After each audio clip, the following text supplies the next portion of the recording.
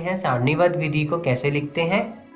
पहला प्रश्न, यहाँ पर P एक समुच्चय को दर्शा रहा है जिसमें कह रहा है y एक पूर्णांक है और जो कि -4 से बड़ा और 6 से छोटा है। तो आइए हम देखते हैं -4 से बड़े और 6 से छोटे कितने अवयव बनेंगे। हमारे इस समुच्चय के अवयव होंगे -3, -2, -1, 0, 1, 2, 3, 4 और 5। ये हमारे समुच्चय के अवयव हो गए। आपको याद होगा जब हम सारणीबद्ध विधि को करते हैं तो हम सबसे पहले सारे अवयव को सूचीबद्ध करते हैं। आइए देखते हैं सारणीबद्ध विधि में जब हम लिखेंगे तो कैसे लिखेंगे। सबसे पहले हमारा समुच्चय P बराबर, सबसे पहले हम लिखेंगे सारे अवयव को, सूचीबद्ध कर लिया।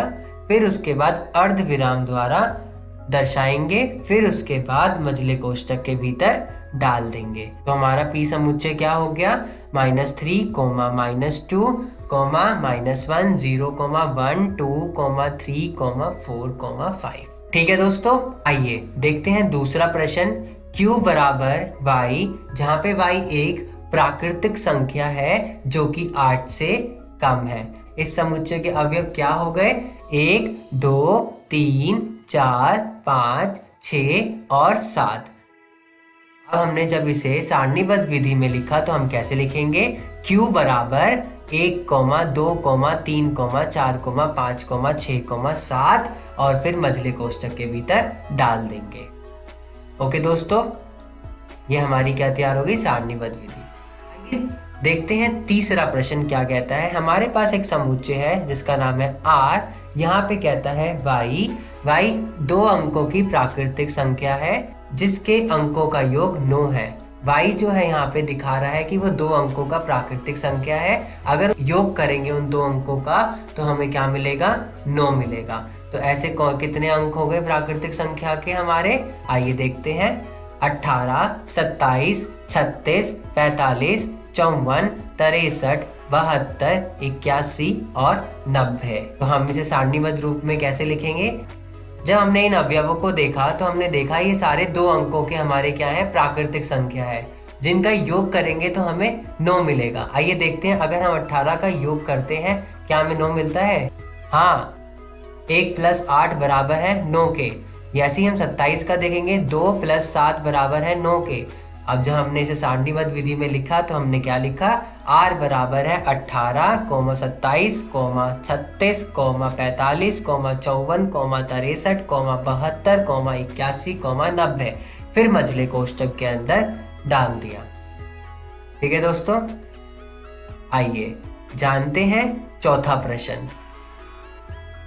यहाँ पर एक S समुच्चय है जो क्या कह रहा है, y उसमें 140 का अभाज्यक गुणनखंड है। तो सबसे पहले हम यहाँ पर 140 का भाज्य गुणनखंड करेंगे। 2 से डिवाइड करा तो 70 आया, 70 को 2 से डिवाइड किया तो 35 आया, 35 को 5 से डिवाइड किया तो 7 आया और 7 को 7 से डिवाइड किया तो हमारे पास 1 आया। तो जब हमने 140 का भाज्य गुणनखंडन किया तो हमें गुणनखंड प्राप्त कौन कौन से हुए, ये वाले 2, 2, 5, 7। जब हमने इसको लिखा तो हम कैसे लिखेंगे, 140 बराबर 2 गुना 2 गुना 5 गुना 7। तो ये हमारे क्या हो गए, 140 के अवयव हो गए। जब हम इसको सारणीबद्ध विधि में लिखेंगे तो हमारे अवयव क्या होंगे, 2, 5 और 7। आपको याद होगा जब हम सारणीबद्ध विधि को करते हैं तो हम जो अवयव दोहराए जाते हैं उनको एक बार लेते हैं। तो जब हमने इसे सारणीबद्ध विधि में लिखा तो हमारे अवयव क्या हो गए, S बराबर 2, 5 और 7।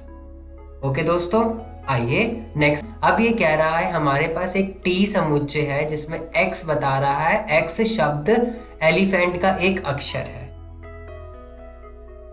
जब हमने इस अक्षर को देखा तो हमने देखा इसके अंदर ऐसा एक एलिमेंट है जो 2 बार दोहराया जा रहा है। वो कौन सा है, E।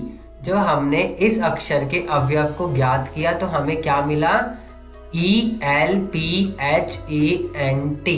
जो ई 2 बार दोहराया गया है उसको हमने एक बार लिया।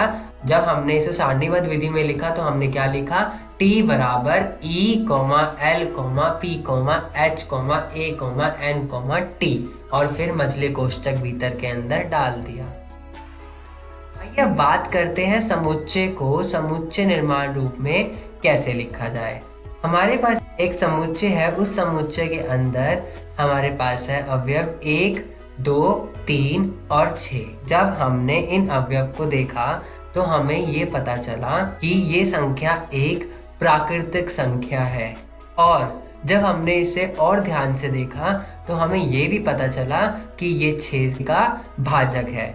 आइए अब हमने इसे समुच्चय निर्माण रूप में लिखना है, तो हम कैसे लिखेंगे, x एक प्राकृतिक संख्या का वर्ग है जिसका भाजक 6 है।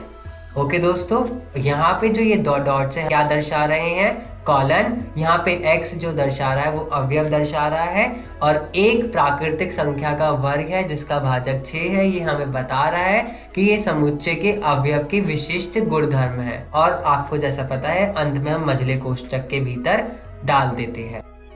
आइए और उदाहरण के माध्यम से जानते हैं। हमारे पास एक समुच्चय है जिसके अंदर के अवयव है MATHEICS। दोस्तों हमें देखकर पता चल रहा है कि ये मैथमेटिक अक्षर के लेटर्स हैं, तो हम इसको कैसे लिखेंगे, x कॉलन लगाएंगे, फिर लिखेंगे x मैथमेटिक शब्द का एक अक्षर है।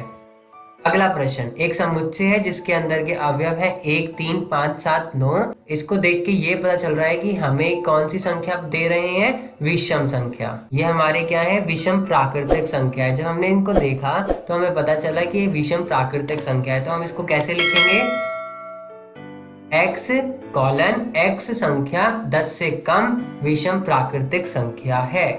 ओके दोस्तों, आइए बात करते हैं रिक्त समुच्चय की, जिसको हम शून्य समुच्चय के नाम से भी जानते हैं। रिक्त समुच्चय क्या होता है, एक समुच्चय जिसमें एक भी अवयव नहीं होता है उसे हम रिक्त समुच्चय या शून्य समुच्चय कहते हैं। और हमें याद रखना है कि रिक्त समुच्चय को हम कैसे दर्शाते हैं।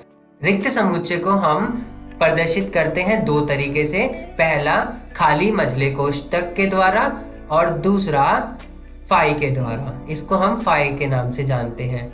आइए उदाहरण के माध्यम से जानते हैं रिक्त समुच्चय को कैसे निकाला जाता है। माना A हमारे पास एक समुच्चय है जिसके अंदर अवयव है x, जिसके अंदर का अवयव x बता रहा है कि x 5 से छोटा है और 6 से बड़ा है। x एक प्राकृतिक संख्या है, तो हमें क्या दिखा कि x जो है 6 से बड़ा है। ठीक है दोस्तों, और जब हमने देखा कि x 5 से छोटा है, हमने ये देखा कि 5 और 6 के बीच में कोई भी अवयव नहीं है। और रिक्त समुच्चय का मतलब ही ये होता है कि जिसके अंदर कोई अवयव ना हो वो हमारा रिक्त समुच्चय कहलाता है। तो हमारे इस समुच्चय के अंदर ये रिक्त समुच्चय को दर्शा रहा है। इस वीडियो में हमने क्या सीखा दोस्तों, सारणीबद्ध विधि को समुच्चय निर्माण रूप में कैसे लिखते हैं और समुच्चय निर्माण रूप को सारणीबद्ध विधि में कैसे लिखते हैं। आज हमने समुच्चय के प्रकार पढ़े।